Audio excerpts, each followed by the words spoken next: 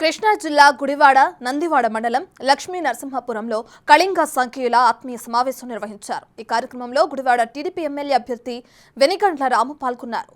కూటమి ప్రభుత్వంలో కళింగ సోదరులు తమ దృష్టికి తీసుకువచ్చిన సమస్యలన్నింటినీ పరిష్కరిస్తానని ఈ సందర్భంగా వెనిగండ్ల రాము అన్నారు. గుడివాడ భవిష్యత్తు బాగుపడాలంటే వెనిగండ్ల రాముకు మద్దతుగా నిలిచి గెలిపించాలని టీడీపీ నేత రవికుమార్ కోరారు.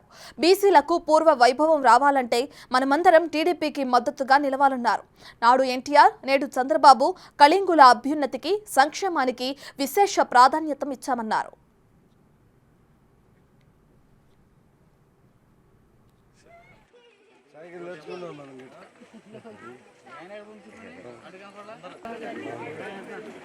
ప్రతి గ్రామంలోనూ రోడ్డు బాగోదు, డ్రైనేజ్ లేదు, వాటర్ లేదు. ఈ సమస్య ఎక్కడైనా కామన్ గుడివాడలో. అదేమి ఎలక్ట్రిక్ స్పెషల్ కాదు. ఇక్కడ మాత్రం సమన్వయం జరిగింది. అన్ని గ్రామాలకి, అన్ని వార్డులకు సమన్వయం జరిగింది గుడివాడలో. ఈ ఒక్క విషయంలోనే అందరికీ అన్యాయం చేయటంలో మాత్రం న్యాయం చేశారు. ఈ 5 ఏళ్ళుగా మీరు చూసుకుంటే మంచినీళ్ళు రవికుమార్ గారు మీరు ఎక్కడా చూడలేరు.